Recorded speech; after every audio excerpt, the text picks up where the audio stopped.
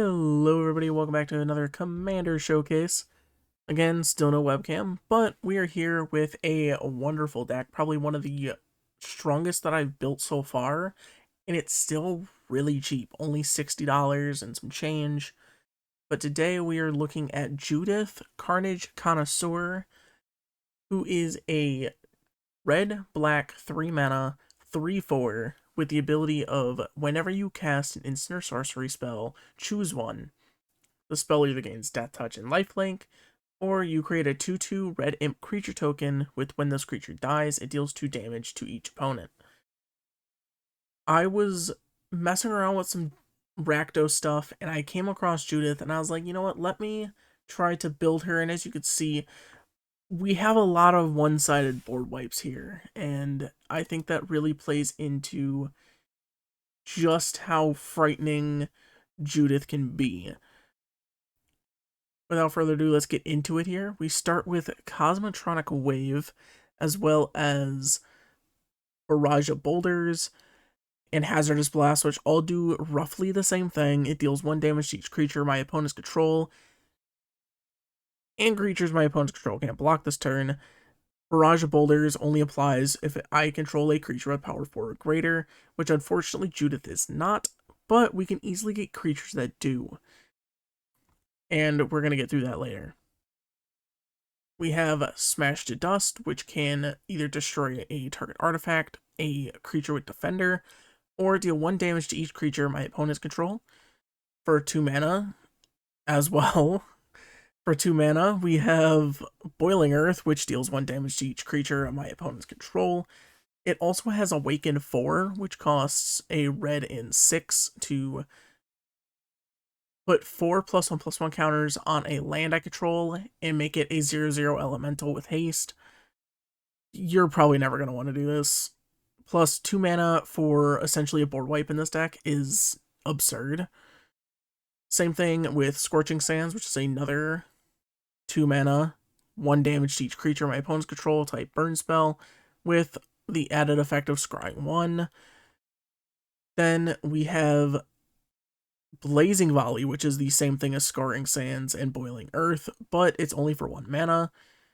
We also have 2 other cards that work somewhat similar to one another. We have Electricity, which deals 1 damage to target creature I don't control, or I can overload it for an additional red and 1 to make it each creature I don't control.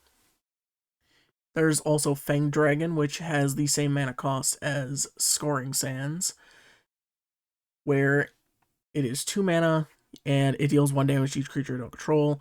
Plus, I can then cast it later on from exile for 7 mana to get a 6/3 flyer. But back to these two, we also have Wail of the Nim, which for 4 mana allows us to essentially deal 1 damage to each creature that my opponents control, as well as 1 damage to each player as well. But for 3 mana, I can wipe the entire board if I really want to. Lastly, we have Tectonic Hazard and End the Festivities, which do the exact same thing and have the exact same mana cost of 1 red to deal 1 damage to each opponent and each creature and planeswalker they control. Now that I'm reading it, End the Festivities is the only one that applies to planeswalkers, but those really aren't an issue. Here we have our other removal. These are mostly going to be singular target removal spells, except for 2 of them, which you could probably see at the bottom of the screen. So we might as well go through them. First, we have Blasphemous Act and Star of Extinction. These are essentially going to be used to reset the boards, but give me such a large increase in life that it essentially gives me a way to guarantee I win the game.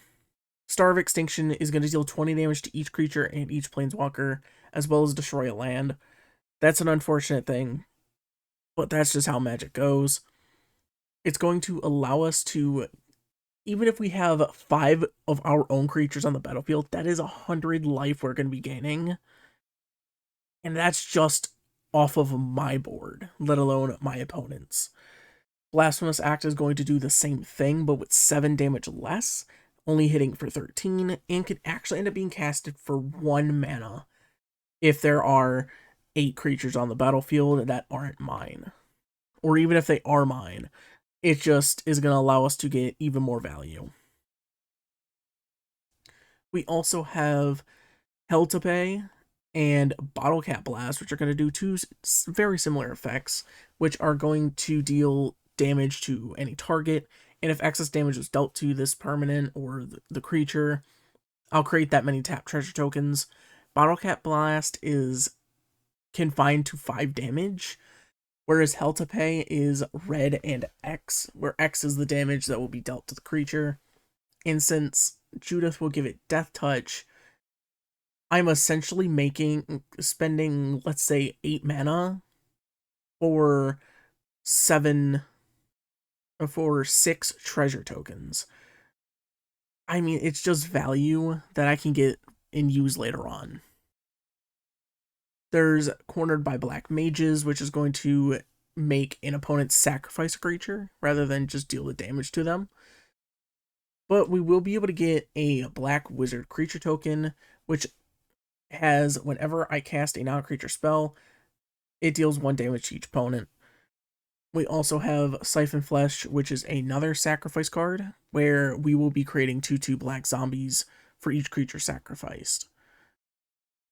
Lastly, we have Goblin Negotiation, which is going to work similar to Hell to Pay, but instead of it creating treasures, it's creating 1/1 goblins, which we could use to sacrifice later on for value, we could use to swing. And there's a couple cards in particular that I wanted Goblin Negotiation to help assist, and I'll talk about it when we get to it. Going on to our next part, we have our card draw.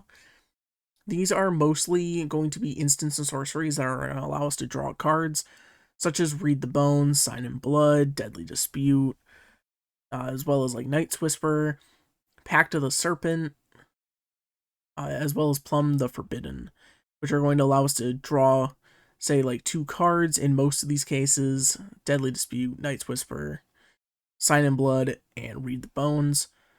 Allow us to draw 2 cards, lose 2 life, except for Deadly Dispute, which allows us to sacrifice a creature, which also gives us a treasure. There's also Pact of the Serpent, which I want to talk about, as it allows us to choose a creature type and make someone draw that many cards and lose that much life, where X is the number of creatures they control of the chosen type. This is something that I'm not too sure on, and I will let you guys inform me in the comments if you want on this theory for it. Since they're losing life by the spell's damage, by the spell, theoretically it could get lifelink, allowing us to make someone who has, like, say they're running Krenko goblins and they have 80 goblins. I cast Pact of the Serpent, they're drawing 80 cards and losing 80 life, and then I'm gaining 80 life. It's just kind of a way to get around doing other damage, to doing it directly to their face. But I'm not sure if that's how it works. I could be wrong on this, which in that case, it could be better to run a couple of other draw spells, like Sign in Blood, which allow us to make a player draw that many cards rather than just ourselves. But even if so, that gives Sign in Blood and Night's Whisper essentially no drawback, as the life that we lose, we're gaining it right back. But again, we're going to be gaining so much life that it really doesn't matter if we're losing the life. So hopefully, even if this theory doesn't really work, it still is a great idea to have these cards in the deck, just because they're great cheap draw spells that allow Judith to get her ability triggered as many times as possible. Pact of the Serpent will also work for us with our imps, as well as our zombies, which we've talked about already with our goblins with Goblin Negotiation, as well as Siphon Flesh's zombies, and some zombies we're going to be talking about later. In, I think, even the next section. Other than that, we have the start of Aristocrats, we have some of our sacrifice to draw cards. We have Vampiric Rites and Dockside Chef, which are going to allow us to pay 2 mana and sacrifice a creature to draw a card, and in Vampiric Rites' case, gain a life as well. We also have Vampiric Gourmand, which becomes unblockable if we sacrifice a creature when it attacks, as well as draw a card from that. This is probably one of the best value pieces in the deck because you're able to get free damage as well as sacrifice a creature, dealing burn damage to the whole table, on top of other effects that we're going to get to later, which make Vampire Gourmand really, really strong when it's able to get damage out. Which, again, it's going to be unblockable, so chances are you're going to get that damage out. We also have, the obvious Morbid Opportunist, and Phyrexian Arena as, like, our 2 other main, like, draw spells that are going to give us constant draws without really needing to either kill our creatures or damage ourselves. Like Greed, which for a black and paying 2 life, we could draw a card. This is just going to be a way to get it without, like, if we're low on creatures or we are unable to pay the 2 mana, we can at least pay a mana to draw the card, giving us extra outs if either Dockside Chef or Vampiric Rites either aren't on the board or we can't afford their ability triggers or activation. Seize the Spoils is going to be very similar to Deadly Dispute, except for we're just going to discarding a card rather than sacrificing a creature. Not a whole lot to explain there. Next up, we have God Eternal Bantu, which allows us to sacrifice any number of permanents and draw that many cards. This could be mana from our treasures. This could be our creatures from Judith or our other zombie makers. Goblin Negotiator, stuff like that, to allow us to draw a lot of cards at once rather than doing it 2 at a time, 1 at a time, 3 at a time, something like that. Plus, he's able to recur himself because every time God Eternal Bantu dies or it's put into exile from the battlefield, I can put it 3rd from the top of my library, allowing me to every 3 turns, maximum, get God Eternal Bantu back out onto the field and draw a bunch more cards off of him. Here are our last 2 big pieces here. We have Braid's Arisen Nightmare, which has the ability at the beginning of your end step, you may sacrifice an artifact, creature, enchantment, land, or planeswalker, and if I do, each opponent may sacrifice a permanent of their choice that shares a card type with it. Whoever doesn't, they lose 2 life, and I draw a card. This is essentially going to chip down the board even more, so if they have anything indestructible that's able to dodge out of our way when we come to our burn spells, they're forced to sacrifice it. It allows us to draw cards. It kind of ties this deck all together. And it's the same thing with Krav. Unfortunately, his partner, Regna, cannot be in the deck as Regna is white. He is black. The deck is red and black. Unfortunately, can't put it in there. But we always could theoretically still search our library, even though Regna's not in it, to allow us to essentially reset our deck if we really want to. But the main part is being able to pay a mana and sacrifice X creatures and make a player draw X cards and gain X life, as well as put X +1/+1 counters on Krav. The target player will always be ourselves, let's just be honest here. But again, it's going to be very similar to Dockside Chef and Vampiric Rites, which are going to allow us to sacrifice creatures, or it's actually more so in line with God Eternal Bantu, but instead of being able to recur itself, it's just able to swing really, really big. And again, in this deck where we're making a lot of tokens from not just Judith, but other sources, which again, we're going to get into later, we're able to make so much go on with Krav for very little mana and very little effort. Speaking of sacrificing with Krav, we are in another very duplicate heavy section here, as we have our sack outlets. You know, like I was talking about with Vampire Gourmand, Vampiric Rites, Dockside Chef, God Eternal Bantu, Braids, and Krav. All that applies to the section as well. Carry On Feeder is a very simple card. 1 mana, make it big by sacking creatures. Not a whole lot going on there. Ghoul Caller Gisa is the reason why we have Goblin Negotiator in the deck. I can pay a black and tap her to sacrifice another creature and create X 2/2 black zombie creature tokens, where X is the sacrificed creature's power. This allows us to sacrifice a goblin, make it go from a 1/1 to a 2/2. We can also then sack the 2/2 to make 2 more 2/2 zombies. Or for another card we're going to get to later, 5/5 dragons. We can sack those and make 5 2/2s, and then sack them for more value. You can kind of see the way that this deck is kind of coming together now.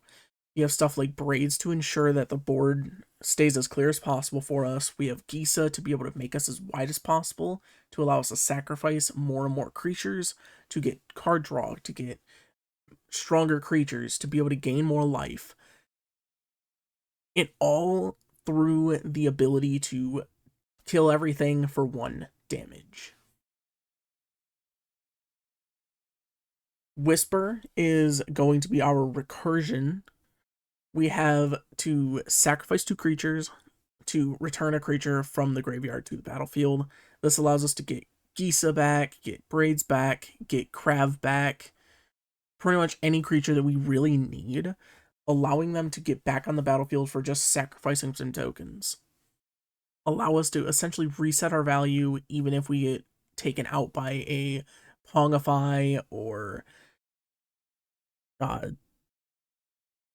I'm blanking on some other ones right now, but like Murder, stuff like that. And lastly, we have Ashnod's Altar, which is going to allow us to get a ton of mana. Colorless, unfortunately. You could replace this if you really want to kind of make this deck a little bit more bougie with Phyrexian Altar to make it colored mana. But there's already a lot of ways to get colored mana in this deck that I felt that it was more beneficial to use something to make colorless rather than colored mana. Here we go to the rest of our aristocrat cards. We have the obvious ones: Falkenrath Noble, Blood Artist, Zulaport Cutthroat, Sir Conrad, Morbid Opportunist, and Nadir's Nightblade, which are going to ping everyone for 1 life, or specific players for 1 life, gain us a life. Nadir's Nightblade specifically for tokens, because again, that's mostly what we're going to be sacrificing. We really don't want to be sacrificing our non-token creatures like Conrad and stuff like that in Krav. We also have Sangromancer, who is going to be gaining us life off of every death that our opponents have. So if there's 20 creatures on the board, we wipe it with something like End the Festivities. Sangromancer is going to gain us 60 life. It's just kind of wild how much value Judith gets from stuff like this. It's just wild. You can even take this further by adding in cards like Exquisite Blood, Sanguine Bond, to get very easy infinites off, to be able to take damage that we deal with stuff like End the Festivities and convert it into extra life, and then use that life to draw more cards and stuff like that. It's just, the collaboration in this deck is absurd. Not necessarily collaboration is not the word, but the synergy. That's more what I wanted to say. The synergy of the deck is just off the chart. Stern Conrad is going to be the same way, but without giving us life, as like our other mentions here with these 4. And then here come the big ones: Pitiless Plunder and Black Market. Pitiless Plunderer is going to give us a bunch of treasure tokens off of each of our sacrifices, and Black Market is going to give us a ton of mana off of anyone dying, not just our own creatures, but our opponents, to allow us to wipe the board repeatedly and to be able to cast some of our more expensive cards without needing to sacrifice the rest of our turn. This is going to allow us to close out games and gain and kind of control it a little bit better than if we were to have like less common mana, such as just relying on our lands, relying on our artifacts to create us that land or that mana. And our last two sections, we're going to be going into our Spellslinger section. This is going to be things like Firebrand Archer, Fire Spitter Whelp, and Gutter Snipe, which are going to be burning our opponents based off of the instants and sorceries that we're casting. This was going into the whole damage based off of being able to cast stuff like Night's Whisper and stuff like that. Then we also have Young Pyromancer, which is going to add into Geese's fuel to be able to make more 2/2 zombies. Same thing with Rite of the Dragon Caller, which both of these apply to both of our instants of sorceries, which we have plenty. And even if we run out, we have Charmbreaker Devils, which allows us to return an instant or sorcery at random from our graveyard to our hand. But we're definitely going to get some duds with pulling out like our draw spells. Even if we get like 1 or 2 burn pieces, we're going to be able to start setting things back up for our Archer and our Whelp and Gutter Snipe to be able to deal some extra damage on top of the damage they're already dealing to our opponent's creatures and to their life totals. Plus, we'll also have Electrostatic Infantry and Stormkiln Artist getting bigger and bigger as the game goes on with more and more spells that we cast. And lastly, we have our offensive portion. These are going to be our main attackers for the deck. We have the obvious ones, aforementioned Charmbreaker Devils, which every time it gets a instant or sorcery spell cast, it gets a +4/+0 until end of turn. This stacks, so if we're able to cast a couple draw spells and a burn spell, we're able to get a 20 power Charmbreaker Devils. Then we have Yahenni, which is going to get bigger based off our creatures dying from said burn spells. Same thing with Electrostatic Infantry, the aforementioned Carrion Feeder and Stormkiln Artist as well. Same thing with Krav. And then our last ones, we have Tempt with Vengeance, which you might be thinking it's probably not a good idea to be creating a bunch of tokens for our opponents. Again, we're dealing 1 damage to everything. So even if we don't have Death Touch on our spells, chances are every card that we're going to be creating for our opponents is going to die instantaneously.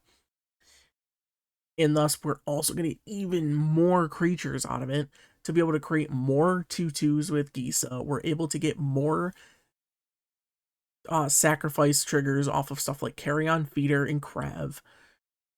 We're able to make Yahenni indestructible if we need to. And then we're also able to boost Swarm of the Bloodflies, which is going to be a flying 0/0 who enters with 2+1 counters on it. And then whenever another creature dies, it gets a +1/+1 counter, such as from our elementals dying from sacrifice triggers and stuff of the sort. And finally, we have Vincent Valentine. Whenever a creature an opponent controls dies, we put a number of +1/+1 counters on Vincent equal to that creature's power. So say we are sacking our Tempt with Vengeance elementals to make zombies, we're then adding a +1/+1 counter every time. Then if we sack that 2/2 to make 2 more 2/2 zombies, we're then putting 2 counters on Vincent. And then if Yahenni or Carrion Feeder die or Electrostatic Infantry dies, we are getting massive counters on Vincent. Plus, whenever he attacks, we can just transform it into a 3/2 with trample and lifelink. So when he's a 40/40, we can just flip him over, make him a 41/42 or a 41/40 with trample, and just guarantee us the win. It's just this deck has so much value to it that this is pretty much a guaranteed win, I feel 90% of the time. And again, it's on a budget. It's only $60. Like, just look at that. With the exact printings, it's $54. That's in my collection. So don't even look at that number. But $60 for this, and most of the cards are common or uncommon with just a handful of rares and mythics. It's just baffling to me how much value this deck gets while doing almost nothing. And we had to kind of cut back on our lands and stuff, as again, we only have 33 lands, which is a little scary. As to me, I feel like that's way too little. But again, we're making so much mana with Black Market. We're making it with Pitiless Plunderer. We're making it with Ashnod's Altar. Like, we're able to make mana without using our lands. And that's the part why I'm like, okay, losing 2 or 3 lands is okay in the long term, as we have so many ways to get around that effect or that downside that it allows us to work a lot better at having a more cohesive experience and a cohesive deck. Plus, I always usually stick to about 45 cards in the deck being mana sources anyway. And there's also some value here. We have stuff like Mortuary Mire, which is going to be able to put a creature card from our graveyard to the top of our library. We have Scavenger Ground, which is going to be able to exile the graveyard so that our opponents can't bring anything back. There's Rogue's Passage to make some things cheap, unblockable. I don't know why this is here. It's because of the treasure tokens. I do know why it's here. There's Bonder's Enclave to get us even more card draw. There's Thespian Stage to copy something like Rakdos Carnarium or our Scavenger Grounds. It can copy something like War Room to get us even more card draw. We also have this land here that we can cast to make even more wizards to allow us to get more burn on our opponents. There's so many ways to get around the fact that we don't have as much land as we would normally want, that honestly, I feel like it is okay. And now I can finally stop ranting and conclude this video with saying I think this might be the strongest deck I have built, and it's not even close. Judith, Carnage Connoisseur, is going to be a powerhouse if you use this deck. And honestly, I feel like the deck's name, Judy B. Jones and the stupid smelly LGS, will carry you to at least letting people be like, let's see what this guy's got going on. Which by the time that they do that, you've already gotten the win. That is all for me. Thank you all so much for watching. I look forward to seeing you guys in the next one, and I hope you all have a wonderful day.